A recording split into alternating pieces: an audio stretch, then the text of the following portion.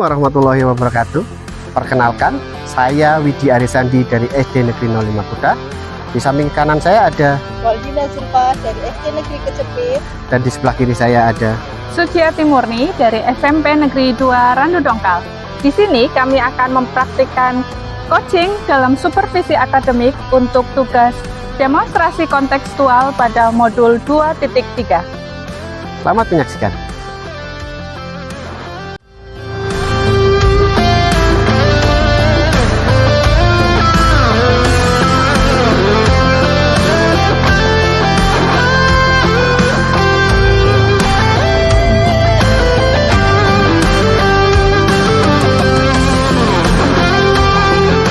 Assalamualaikum warahmatullahi wabarakatuh, Bu Muri. Waalaikumsalam warahmatullahi wabarakatuh. Selamat pagi.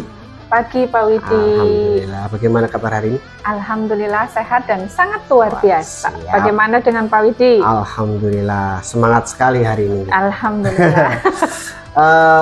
Bu Muri, rencana agenda hari ini mau melaksanakan coaching bersama Bu Nina, ya? Nggih, leres Pak. Sebelum Bu Murni melakukan coaching bersama Bu Nina, izinkan saya melakukan pra observasi ya kepada Bu Murni terkait dengan rubrik penilaian yang nanti akan Bu Murni lakukan. Ini rubrik penilaian coaching yang untuk supervisi akademik ya. Izinkan saya menyampaikan yang pertama itu ada apakah Bu Murni nanti dalam coachingnya itu sudah sesuai dengan alur tirta atau belum. Terus yang selanjutnya yang kedua itu dalam proses coaching berlangsung apakah nanti Bu Murni itu sudah melakukan prinsip-prinsip coaching apa belum. Nggih, Itu siap, ya. Pak. Oke. Sebelum coaching itu nanti dimulai juga izinkan saya bertanya kepada Bu Murni ya. Ada beberapa pertanyaan yang ingin saya tanyakan kepada Bu Murni. Yang pertama itu Bu Murni ingin saya membantu mengembangkan kompetensi di bagian yang mana? Nggih, Pak. Seperti kita tahu nggih, dalam proses coaching kompetensi supervisi akademik itu ada 3. Ya. Yang pertama itu kehadiran penuh atau presence, kemudian yang kedua mendengarkan secara aktif, Oke. kemudian yang ketiga mengajukan pertanyaan berbobot dengan cara mendengarkan cerita dari nanti coach dengan rasa. Oke. Berarti ada 3 kompetensi nggih? Nggih. Kira-kira dari ketiga kompetensi tersebut, kira-kira Bu Murni ingin saya mengamati di kompetensi yang mana? Baik Pak, saat proses coaching saya ingin Pak Widi nantinya memperhatikan saya pada ketiga kompetensi tersebut. Oke. Baik dalam kehadiran, mendengarkan, atau saat mengajukan pertanyaan. Karena dari nantinya akan ada timbal balik dari Pak Widi sebagai masukan dari saya apabila saya akan melakukan coaching di pertemuan atau coaching yang akan saya lakukan sebagai Oke. proses perbaikan untuk diri saya sendiri, Pak. Oke, siap. Ya, dari berarti tiga kompetensi tersebut ingin saya amati ya. Nggih, siap Pak. Berarti dari ketiga kompetensi tersebut, kira-kira Bu Murni indikator ketercapaian dari ketiga kompetensi tersebut yang ingin Bu Murni kembangkan seperti apa, Bu Murni? Nggih, yang ingin saya kembangkan itu ada 2 Pak. Yang pertama itu mengenai penerapan kompetensi mengenai coaching tersebut, tentunya sudah tadi saya sampaikan di awal. Oke. Kemudian yang kedua itu mengenai prinsip coaching, di mana prinsip coaching itu ada yang pertama kemitraan, kemudian ada proses kreatif, dan juga yang ketiga itu memaksimalkan potensi yang ada pada coach tersebut, Pak. Oke. Berarti intinya Bu Murni ingin mengembangkan.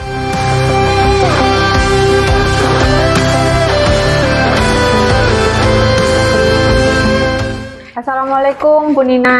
Waalaikumsalam Bu Murni. Assalamualaikum Pak Widi. Waalaikumsalam, Bu Murni. Nggih. Ini Pak Widi nggih Bu Nina yang Nggih. akan menjadi observer dalam coaching kita. Bagaimana kabarnya hari ini? Alhamdulillah luar biasa. Alhamdulillah. Meskipun mendung tapi tetap semangat dan tetap ceria. Alhamdulillah nih nggih berarti sangat luar biasa.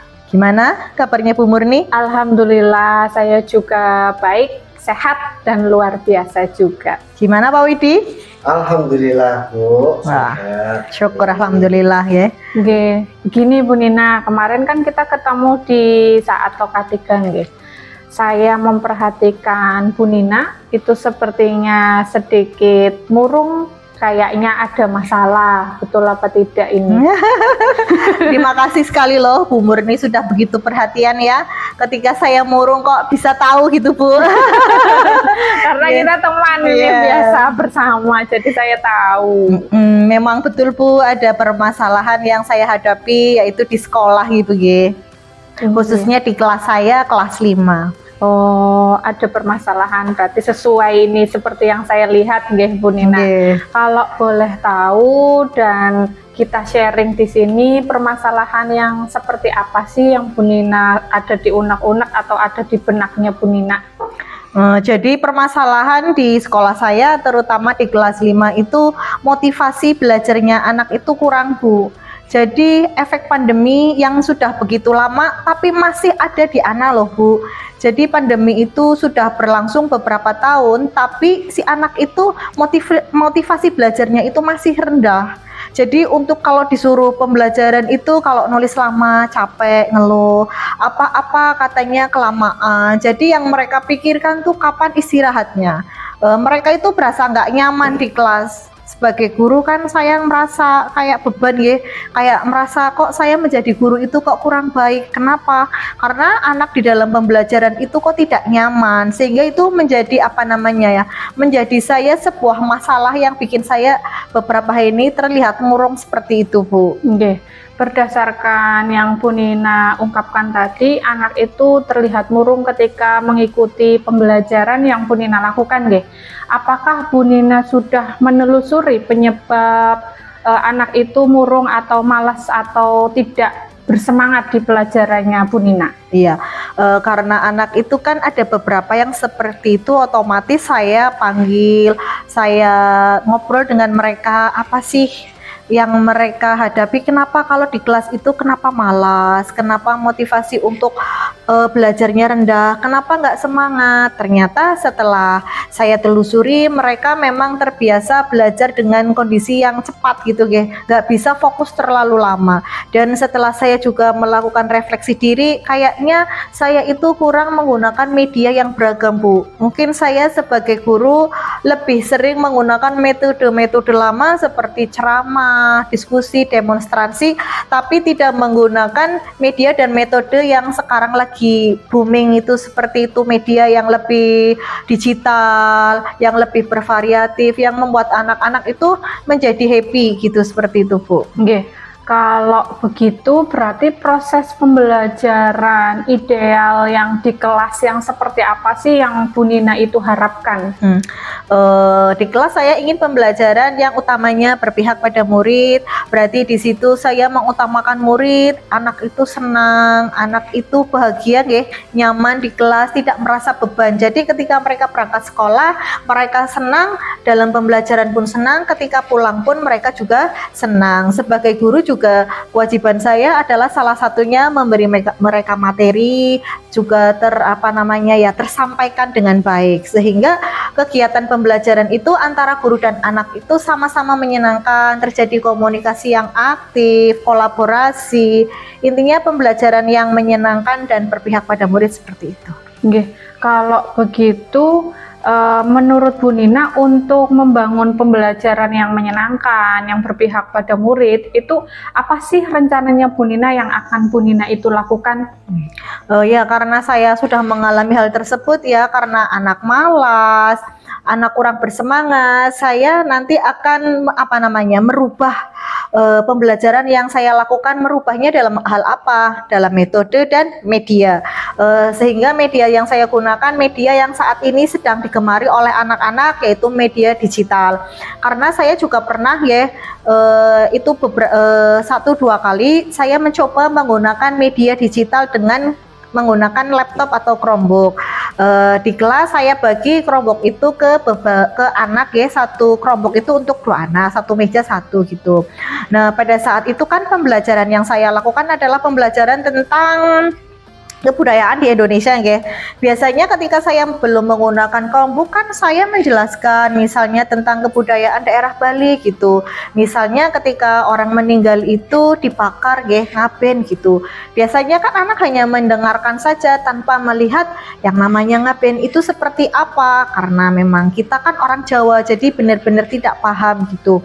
Nah, setelah saya menggunakan media digital yaitu menggunakan Chromebook ya, otomatis saya menyuruh anak untuk melihat di namanya YouTube ya. Jadi anak benar-benar walaupun tidak melihat secara langsung tapi paling enggak dia itu paham yang namanya ngaben seperti apa. Kok setelah saya menggunakan media tersebut anak-anak lebih kayak apa ya, lebih bersemangat gitu, lebih antusias karena mereka tidak hanya mendengarkan apa yang saya bicarakan tapi juga mereka bisa melihat, dan ternyata kebudayaan di Indonesia itu beragam dan di luar apa yang mereka pikirkan. Nah, karena mereka orang Jawa, otomatis mereka hanya melihat kebudayaan Jawa saja. Ternyata ketika mereka melihat kebudayaan daerah di Indonesia, mereka juga senang dan kagum. Oh, begitu luar biasanya Indonesia seperti itu. Dan saya juga biasanya pernah juga menggunakan media nyanyian ya. Jadi materi pembelajaran itu kita rangkum atau kita buat dalam bentuk nyanyian. Jadi ketika anak-anak bernyanyi tanpa sadar anak itu sebenarnya ya sedang belajar tentang materi tersebut, sehingga anak merasa senang, merasa mereka bersorak-sorak, dan hal itu membuat kita merasa oh ternyata ketika kita menggunakan media atau metode yang saat ini memang sedang disenangi anak-anak, ternyata ada hasil yang lumayan, yaitu lumayannya di bagian motivasi. Jadi ketika anak melakukan pembelajaran tersebut, anak itu tidak pernah ngomong kapan sih Bu istirahatnya, enggak. Jadi anak itu fokus ke pembelajaran seperti itu Bu. Jadi anak lebih excited ya ketika melakukan proses pembelajaran tadi. Menggunakan media yang pernah Bu Nina lakukan tadi berdasarkan memakai Chromebook, kemudian ada melihat YouTube dan yang lain sebagainya. Nah, menurut Ibu ini tuh proses pembelajarannya berhasil atau tidak ya? Menurut saya cukup berhasil, utamanya di bagian semangat dan antusiasnya. Karena ketika saya bilang hari ini kita pembelajaran menggunakan media Chromebook, mereka akan sangat antusias. Dan mereka melakukan pembelajaran itu juga dengan senang ya, tanpa beban, tanpa paksaan. Jadi benar-benar menurut saya itu lumayan signifikan dari anak yang malas sehingga anak menjadi aktif juga, karena di situ nanti juga kita memberikan pertanyaan kepada anak-anak tentang materi yang kita sajikan. Jadi ya setelah anak-anak melihat YouTube, nanti kita bertanya kepada mereka tentang materi yang sudah ada di YouTube itu, dan mereka cukup lumayan untuk bisa menjawab lebih. Saya merasa dengan menggunakan media tersebut anak lebih mudah dalam menjawab pertanyaan-pertanyaan dari saya seperti itu Bu. Nah, ternyata ada proses pembelajaran yang menurut Bu Nina itu sangat berhasil. Kemudian motivasi anak, semangat anak juga sangat luar biasa di situ nggih. Jadi dari proses pembelajaran itu yang menurut Bu Nina berhasil, di rating berapa itu berhasilnya Bu Nina? Menurut saya di rating 8 untuk semangatnya. Karena utamanya itu semangat dulu nggih Bu nggih. Semangat anak untuk belajar itu ketika memang anak sudah semangat, otomatis ketika pembelajaran anak itu ya akan mengikuti dengan baik. Tapi ketika semangat itu tidak ada, otomatis ketika pembelajaran juga dia tidak akan bisa mengikuti dengan baik seperti itu. Nah, ternyata kalau menurut Bu Nina ratingnya itu sudah sangat baik nggih. Ternyata proses pembelajaran apabila Bu Nina itu metodenya menggunakan teknologi. Nah, kalau begitu nih berdasarkan pembicaraan ini, rencananya itu Bu Nina itu mau bagaimana sih di proses pembelajaran yang akan datang? Nah, ini juga ini masih liburan. Insya Allah nanti beberapa hari lagi kita akan memasuki sekolah untuk semester pertama. Insya Allah saya akan menerapkannya di semester pertama ini, tapi mungkin untuk minggu kedua nggih, karena minggu awal biasanya kurang maksimal, jadi sehingga saya akan menerapkannya di minggu kedua seperti itu. Dan ini juga termasuknya juga tantangan buat saya juga, karena anak-anak yang mau naik ke kelas 5 ini anaknya itu tidak terlalu aktif ya, pendiam-pendiam. Jadi kalau tidak ditunjuk itu tidak akan maju sendiri, itu menurut guru kelas 4-nya. Jadi setelah saya mendengarnya juga ini menjadi PR buat saya, bagaimana nanti saya akan mengaktifkan anak-anak tersebut di kelas yang nanti saya ampu, yaitu kelas 5. Oke, berarti 2 minggu nggih. Nanti diharapkan setelah Bu Nina melakukan proses pembelajaran ini, kita bisa sharing kembali mengenai tanggapan dari anak setelah perubahan pembelajaran yang Bu Nina lakukan. Bisa nggih Bu Nina, insya Allah kita sharing kembali. Saya dengan senang hati apabila nanti setelah 2 minggu guys, setelah pelaksanaan kita bertemu lagi, dan nanti saya akan ceritakan hasil yang sudah saya terapkan pada anak-anak kelas 5 tersebut. Nah, ini kan rencananya sangat luar biasa nggih. Kira-kira perencanaan proses pembelajaran tadi itu berapa lama sih waktu yang dibutuhkan oleh Bu Nina? Sekitar 2 minggu, Bu. Untuk proses perencanaan Kemudian siapa saja yang dapat berkolaborasi untuk membantu proses perencanaan pembelajaran yang akan Ibu Nina lakukan? Otomatis yang pertama kepala sekolah ya, karena itu kepala sekolah nanti saya sebagai guru akan meminta izin, karena saya juga nantinya akan menggunakan fasilitas sekolah ya, seperti Chromebook, WiFi, dan LCD.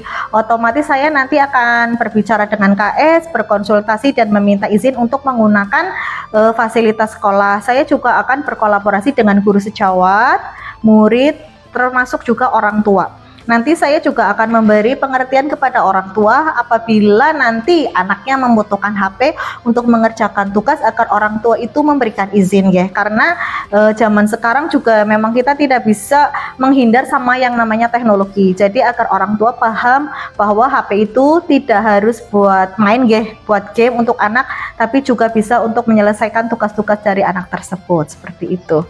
Dalam proses perencanaan atau melaksanakan pembelajaran yang berbasis teknologi ini, komitmen seperti apa sih yang Bu Nina itu harus tanamkan di dalam dirinya Bu Nina? Yang pertama adalah konsisten ya. Apa yang saya lakukan itu harus diniat dari hati dulu, terus saya untuk melakukannya juga harus konsisten. Karena ketika sesuatu hal baik, apapun ketika tidak dilakukan dengan konsisten ya sama saja bohong. Ketika saya berubah tapi hanya untuk 1-2 hari, otomatis nanti juga anak akan kembali seperti awal lagi. Jadi yang saya lakukan utamanya adalah konsisten dan terus menerus dilakukan. Dan apabila yang namanya suatu rencana, biasanya kan ada hambatannya Ibu, tantangannya ya harus kita hadapi. Memang suatu proses itu tidak akan mulus, pasti ada halangan dan rintangan, tapi ketika kita memang niatnya kuat juga demi untuk kebaikan anak-anak, insya Allah akan terlaksana dengan baik, seperti itu Bu. Semoga sih dapat terlaksana dengan baik dan berjalan dengan lancar. Tapi sebelumnya ada nggak sih dukungan tambahan yang Bu Nina itu inginkan atau harapkan agar proses ini dapat berjalan dengan lancar? Ya, selain dari sekolah juga pastinya keluarga karena kita juga ketika dukungan dari keluarga itu bagus, otomatis kita dari rumah sudah happy ya, sudah bahagia. Nanti apalagi di sekolah didukung oleh kepala sekolah, oleh rekan sejawat, murid, otomatis apa yang kita rencanakan insya Allah akan jauh lebih berhasil, seperti itu Bu. Amin. Semoga rencananya dan juga proses pembelajarannya dapat berjalan dengan lancar. Kemudian tujuan pembelajarannya tadi juga dapat tercapai dan excited anaknya juga dapat berkembang dengan baik, Bu. Amin. Dalam proses pembicaraan ini ada lagi apa tidak yang ingin Ibu sampaikan kepada saya? Enggak, cukup sekian sih aja sih, karena masalahnya saat ini cuma itu saja. Mungkin lain kali kalau saya punya masalah saya bisa sharing lagi, seperti itu Bu. Saya tunggu sharingnya ini mengenai perubahan atau prosesnya anak, hasilnya apakah anak lebih excited atau tidak mengenai proses pembelajaran yang telah Bu Nina lakukan Nanti 2 atau 3 minggu lagi kita ketemu lagi, saya menghubungi Bu Nina atau Bu Nina menghubungi saya untuk sharing-sharing kembali perubahan-perubahan, dan saya sangat menunggu cerita-ceritanya Bu Nina ini. Terima kasih Bu, saya juga akan lebih exciting lagi ya, karena saya akan menerapkan apa yang saya rencanakan, dan insya Allah nanti akan segera saya beri konfirmasi ke Ibu kapan kita bisa bertemu dan sharing kembali seperti itu Bu. Berarti cukup sampai di sini nggih tentang proses sharing kita atau coaching kita. Semoga kita bisa bertemu kembali di akhir atau di pasca observasi ini nggih. Terima kasih Bu. Iya, selesai nggih Bu Nina. Matur nuwun Pak Widi sudah membersamai kami. Saya akhiri nggih. Wabillahi taufiq wal hidayah. Wassalamualaikum warahmatullahi wabarakatuh. Waalaikumsalam warahmatullahi wabarakatuh.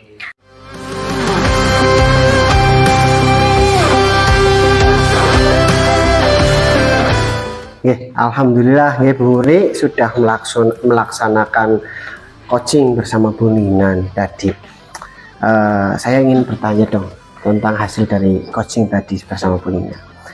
Yang pertama, bagaimana perasaan Bu Murni setelah coaching bersama Bu Nina tadi? Nggih, perasaan saya setelah melakukan proses coaching tadi nggih Pak, sangat senang dan luar biasa. Tanpa saya sadari ternyata saya bisa menjadi seorang coach untuk Bu Nina dan menggali kompetensi yang ada pada Bu Nina. Kemudian melalui pertanyaan-pertanyaan saya bisa menggali permasalahan yang ada di Bu Nina tersebut untuk mencari solusi terhadap permasalahan yang dihadapi oleh Bu Nina. Begitu Pak. Oke. Selanjutnya, untuk pertanyaan yang selanjutnya ya Bu Murni, ini bagaimana Bu Murni menilai sendiri performa dalam kompetensi tadi itu saat coaching tadi? Nggih. Berdasarkan kompetensi coaching supervisi akademik itu kan ada 3 nggih Pak. Dari kehadiran penuh, mendengarkan dengan aktif, kemudian mengajukan pertanyaan-pertanyaan yang berbobot.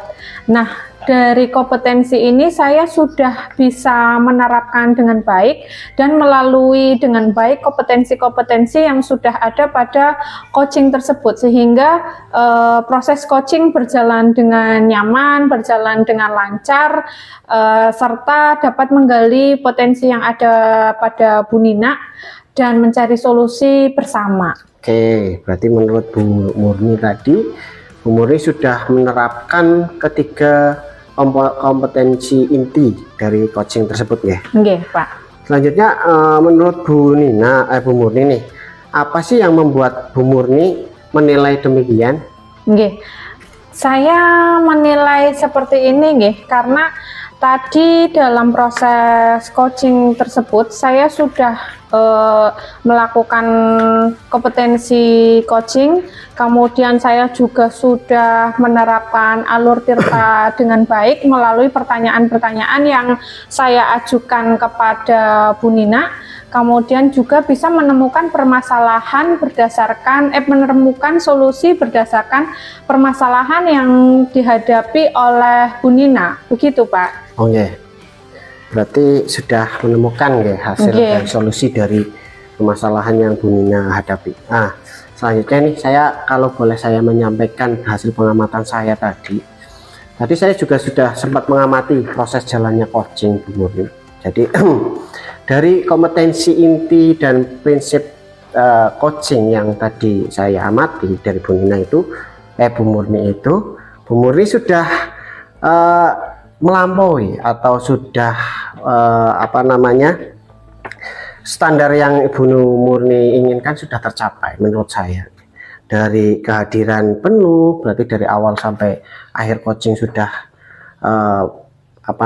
menyimak dengan baik, terus mendengarkan dengan aktif ya, dan juga mengajukan pertanyaan-pertanyaan yang berbobot, sehingga Bu Murni bisa mengoptimalkan dari si coaching tersebut. Selanjutnya juga Bu Murni juga sudah menerapkan prinsip-prinsip dari coaching yang tadi Bu Murni sudah menjalin kemitraan dengan baik dengan Bu Nina, terus juga prosesnya sudah saya anggap kreatif, sudah bagus ya. Selanjutnya juga Bu Murni juga sudah mampu memaksimalkan potensi yang ada di Bu Nina tersebut. Nggih. Alhamdulillah nggih Pak. Nggih. Perasaan Bu Murni bagaimana setelah saya menyampaikan hal tersebut? Perasaan saya lega sekali karena mendapatkan feedback dari Pak Widi mengenai proses coaching yang sudah saya lakukan. Ternyata saya dapat melakukan coaching dengan baik dan memposisikan diri saya sebagai coach. Kemudian sudah diamati juga bahwa alhamdulillah saya dapat memenuhi kompetensi dari coaching tersebut dan menerapkan prinsip-prinsip yang ada pada coaching. Iya. Begitu Pak. Iya Bu Murni, tapi namun demikian Bu Murni ada beberapa catatan yang harus saya juga sampaikan kepada Bu Murni, bahwasanya tadi waktu saat coaching Bu Murni itu memang masih belum, saya amati itu masih belum bisa menggali kata kunci yang tadi Bu Murni dapat dari Bu Nina. Padahal beberapa kali mungkin saya amati Bu Nina sudah memberikan kata kunci yang mungkin bisa dioptimalkan sebetulnya. Tapi mungkin keterbatasan waktu ataupun tadi juga ada hal-hal lain yang mungkin Bu Murni belum sempat mengoptimalkan hal tersebut ya. Terus menurut Bu Murni itu tadi saat coaching Bu Murni sudah melakukan rencana apa tidak untuk tindak lanjut setelah coaching ini dengan Pak. Bu Nina? Tadi menimbal atau feedbacknya dari Bapak mengenai kata kunci dari Bu Nina, insya Allah terima kasih ini Pak masukan bagi saya, insya Allah akan saya lakukan, semoga di coaching yang selanjutnya akan lebih baik. Kemudian rencananya saya sudah berdiskusi tadi di dalam coaching akan menerapkan atau menggali kembali, bertemu kembali di dalam 2 minggu atau 3 minggu yang akan datang Bapak. Oke, berarti Bu Murni dan Bu Nina sudah merencanakan untuk melakukan coaching kembali nih. Kira-kira nih Bu Murni, ketika coaching itu nanti akan dilakukan, Bu Murni itu membutuhkan bantuan atau dukungan atau tidak, atau mungkin coaching itu mau dilakukan di mana? Kalau untuk di mananya belum kami rencanakan karena tadi prosesnya sangat cepat Insya Allah akan saya diskusikan ulang, nanti saya akan menghubungi Bu Nina kembali untuk proses coaching yang selanjutnya mengenai hasil dari pembelajaran yang Bu Nina terapkan, ataukah berhasil atau tidak, atau bagaimana reaksi dari anak tersebut. Insya Allah akan kami lakukan. Kemudian di mananya insya Allah juga akan kami diskusikan dengan Bu Nina kembali, dan dukungan yang saya harapkan atau saya perlukan, semoga Bapak berkenan untuk menjadi supervisor kembali ini. Siap, atau motivasi untuk kami membersamai kami kembali di proses coaching yang akan datang Bapak. Iya, insya Allah siap Bu Murni. Selanjutnya nih Bu Murni, dari hasil dari coaching tadi, dari awal observasi coaching tadi dan feedback yang saya berikan, silakan nanti Bu Murni tuangkan dalam format supervisi akademik nanti silakan dituangkan, dilaporkan, nanti silakan dikirimkan gitu. Kita sudah sampai di penghujung perjumpaan kita nih Bu Murni. Boleh dong diceritakan perasaan Bu Murni setelah melakukan coaching pada hari ini apa saja? Apa yang Bu Murni dapatkan dari coaching ini? Perasaan saya pasti tentunya senang itu tadi Pak, karena ternyata saya bisa menerapkan proses coaching kepada teman saya yang memposisikan saya sebagai coach sebagai